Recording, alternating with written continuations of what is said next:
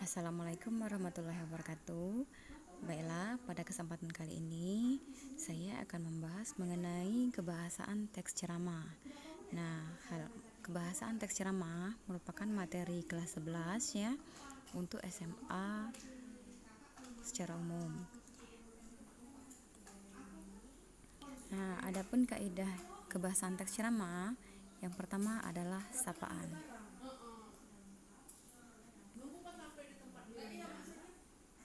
Nah, sapaan yang pada umumnya digunakan pada saat menyampaikan ceramah, yang pertama adalah hadirin, ya. Yang kedua, Anda. Yang ketiga, Bapak atau Ibu. Yang keempat, saudara, dan lain-lain. Berikutnya, cara menyapa. Nah, untuk cara menyapa ya, sapaan yang terhormat itu hanya ada satu orang, yaitu orang yang jabatannya tertinggi di dalam forum. Jadi misalnya ceramah disampaikan di sebuah sekolah ya. Nah, yang terhormat di sini hanyalah kepala sekolah tersebut ya.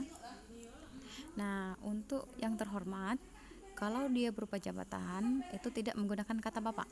Jadi tidak yang terhormat Bapak kepala sekolah, tapi langsung saja yang terhormat kepala sekolah. Atau misalnya bupati, langsung saja yang terhormat bupati. Begitu juga dengan yang lainnya. Nah, berikutnya ya, setelah yang terhormat itu baru menggunakan yang kami hormati atau yang saya hormati.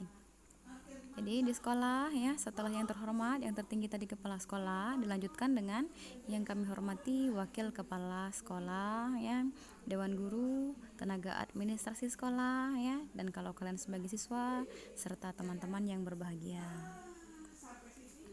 Nah, adapun kata ganti yang disampaikan ya pada saat kalian menyampaikan ceramah itu adalah saya, kami, dan kita. Nah, selain itu ya, kaidah kebahasaannya yaitu menggunakan definisi dan kata-kata teknis. Nah, untuk definisi ditandai dengan kata adalah, merupakan, yakni, dan sebagainya. Nah, untuk kata teknis ini yang sesuai dengan materi ceramah yang kalian sampaikan ya. Kalau berhubungan dengan internet, maka akan muncul gadget, chatting, dan lain-lain. Nah, berikutnya kaidahnya itu penggunaan konjungsi atau kata penghubung. Ada beberapa konjungsi yang digunakan. Yang pertama adalah konjungsi penambahan. Nah, contohnya adalah bahkan, selain itu ya, dan lain-lain. Lalu konjungsi temporal yaitu yang menyatakan waktu, pada akhirnya, sebelum itu, setelah, dan sebagainya. Nah, juga ada kata kerja mental, yaitu kata kerja ya yang tidak bisa dilihat ya. Nah, contohnya mengharapkan, berasumsi ya.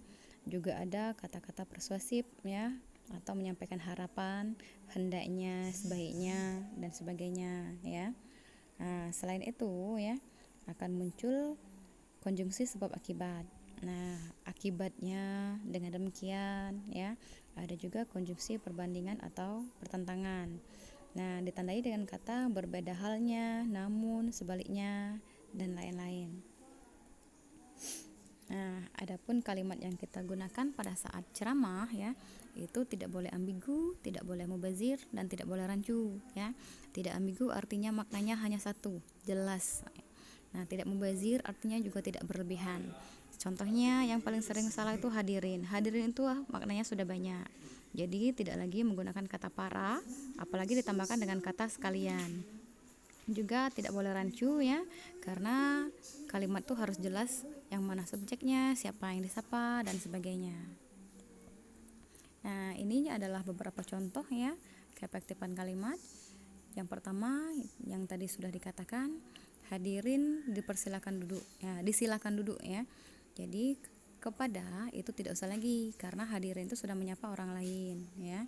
Nah, para hadirin sekalian juga tidak benar, karena itu mubazir ya. Nah, hadirin itu adalah kesapaan, jadi tidak sudah lebih dari satu. Tadi tidak usah menggunakan kata para dan sekalian. Nah, begitu juga dengan bapak-bapak, ibu-ibu itu juga sudah banyak, jadi tidak lagi menggunakan kata para. Nah, untuk sapaan ya sudah dibahas sebelumnya.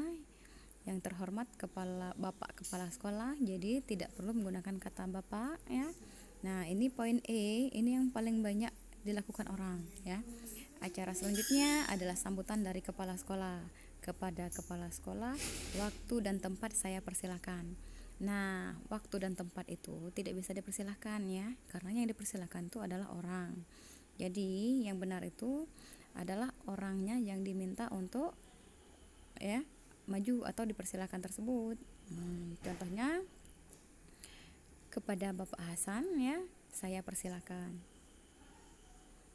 Nah, selain itu, kesalahan yang paling sering dilakukan adalah penempatan sapaannya. Misalnya ya, demikian sambutan saya, atas perhatiannya saya mengucapkan terima kasih ya. Nah, untuknya karena pada saat ceramah itu sebenarnya kan kegiatannya dilakukan secara tatap muka. Nya ini adalah sapaan untuk orang ketiga. Jadi, kita tidak menggunakan nya, tapi Bapak Ibu atau hadirin. Nah, demikianlah ya untuk kaidah kebahasaan teks ceramah. Wassalamualaikum warahmatullahi wabarakatuh.